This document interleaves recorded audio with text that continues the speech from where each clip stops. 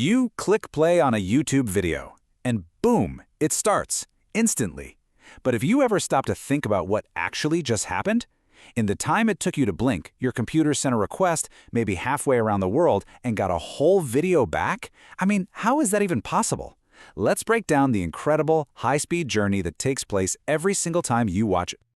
All right, so here's our game plan. We're going to follow your click from your computer all the way to YouTube servers and back. We'll look at how your data gets prepped for the trip, why sometimes you have to choose between being fast and being safe, and we'll uncover YouTube's brilliant little trick to give you the best of both worlds. You ready to dive in? Let's do it. So let's start at the beginning. You type youtube.com into your browser, you hit enter. That one simple action, it kicks off this fascinating chain of events that happens faster than you can even process. It feels like it's instantaneous, right? But what's really happening is that your request is about to be wrapped up, almost like a birthday present, and sent on a crazy high-speed journey across the internet. And in the world of networking, this whole wrapping process has a special name. It's called encapsulation.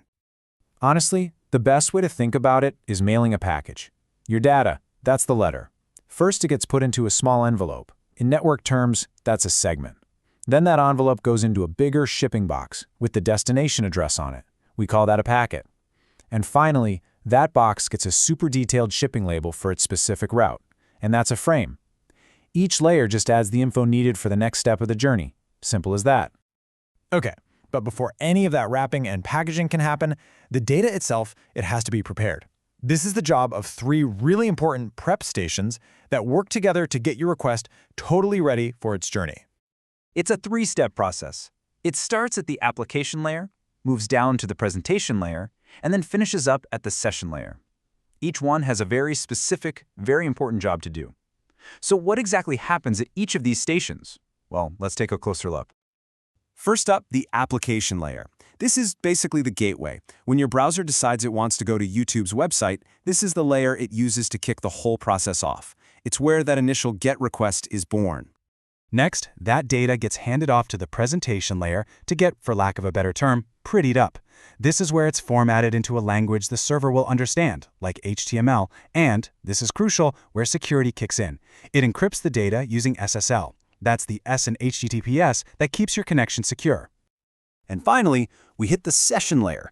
You can think of this as the conversation manager. It opens up a direct line of communication between your computer and YouTube's server. It keeps that line stable while all the data is flying back and forth, and then it hangs up the call when the job is done. Okay, so our request is all prepped, it's ready to be shipped out. Now it's time to pick a delivery service. And at this stage, the transport layer, we have 2 very, very different options. And that's really the fundamental question here, isn't it? Do we prioritize getting the data there as fast as humanly possible, even if a piece or two might get lost on the way? Or do we prioritize making absolutely 100% sure that every single piece arrives perfectly, even if it takes a little bit longer? So, meet our 2 delivery drivers, TCP and UDP. TCP is the reliable one. He's a real stickler for the rules. He calls ahead with what's called a 3-way handshake just to make sure you're ready. And after he delivers each package, he waits for a signature before he brings the next one. UDP, on the other hand, well, he's a bit of a cowboy. He just drives. Yeah, this quote pretty much sums up UDP's entire philosophy. UDP, it just doesn't care. It doesn't care if you get the message, it's just going to keep on sending stuff. It doesn't waste any time with handshakes or confirmations, which makes it incredibly fast and perfect for certain jobs. So, this brings us right to the heart of it. When you're streaming a video in beautiful high definition, what do you need more? The rock-solid, can't-fail reliability of TCP or the pure, unadulterated speed of UDP? Well, the answer is kind of complicated. So what do you think? Does YouTube play it safe with the slow and steady TCP, or does it go with the fast and furious UDP? The answer is actually pretty brilliant. It doesn't choose. That's the secret. YouTube gets the best of both worlds by using each protocol for what it does best. And this clever trick is what makes your whole viewing experience so smooth and seamless. So here's how it works. YouTube uses the super reliable TCP to load the web page itself. You know, the menus, the comment section, the like button. You absolutely can't have those pieces going missing. But for the actual video stream, it switches over to the lightning-fast UDP. And why does it do that?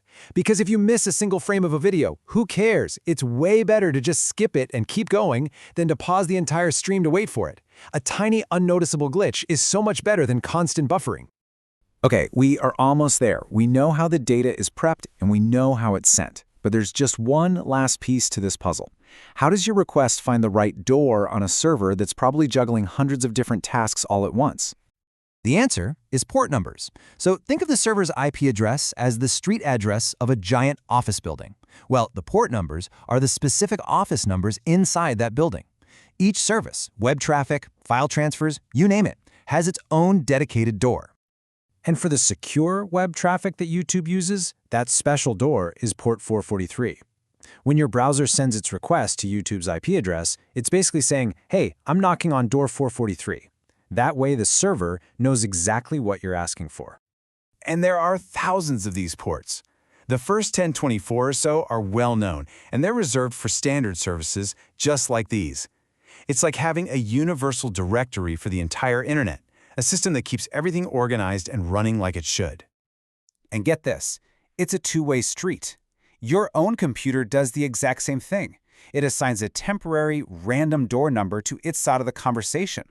That's how you can be streaming YouTube in one tab, have a video call going in another, and be downloading a file in the background all at the same time without any of that data ever getting mixed up.